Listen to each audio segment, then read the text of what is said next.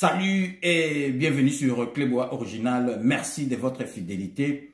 Lelo tozali ko lakisa bino bomona to ebisaki bino ke suka batu bako sundola Fayulu.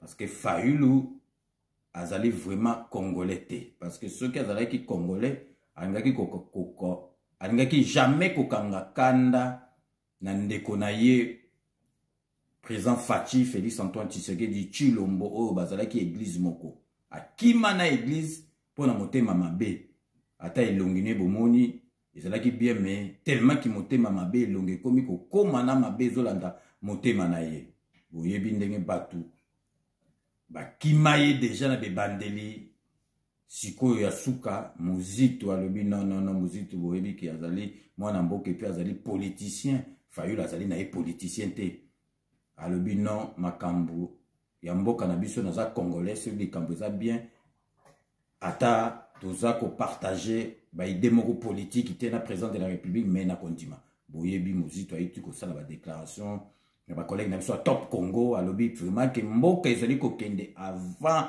e bandoko kende mabe mais sikoyo akoki ko wanga na te ya za mutu oyo ya finance ayebi ma misala ya mboka na ba budget na ba réserve ndenge zalaka ya mboka alobi en tout cas mboka oyo Félix Antoine Tshisekedi azali ko memango malamu par rapport na période ya Kanambe na tiki bino moko bolanda na bilili déclaration ya Muzitu azali ki ex-premier ministre ya mboka na biso pe ya sala na ba ministère ebele en tant que ministre à finance ya budget ayebi ba masolo. Donc vraiment bo landa binomoko na bilili. Restez connectés sur Clébois Original. Merci na attention na bino boko salapo na ba image oyo boko landa ya Muzitu. Les prouesses du gouvernement semblent particulièrement dans la mobilisation des ressources ont marqué les esprits. Des évidences qui dépassent les clivages politiques. Adolphe Muzitu, inspecteur des finances de son État, ancien premier ministre et leader de la Mouka, reconnaît les records jamais atteints lors d'une émission à Top Congo. Oui, je félicite les records réalisés par le pays. Bien sûr que ça se fait dans le contexte d'un gouvernement précis, d'un pouvoir précis. Ce qui nous envoie cette performance d'1,7 milliard. Et d'ailleurs, c'est plus 1,7 milliard, c'est je crois plus ou moins 2 milliards.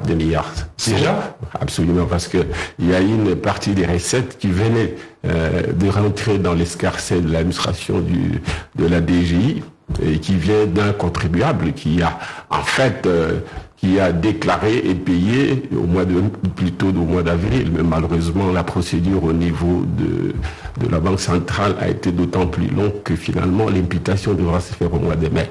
Peu importe, mais ça va toujours pour le mois de mai. C'est à présent, j'ai dit, une augmentation aussi et d'un dépassement de telle sorte que l'horizon 2022 pourra, et c'est ce que nous demandons d'ailleurs au gouvernement, de nous donner l'horizon en faisant un collectif budgétaire et en nous donnant un autre cadre macroéconomique.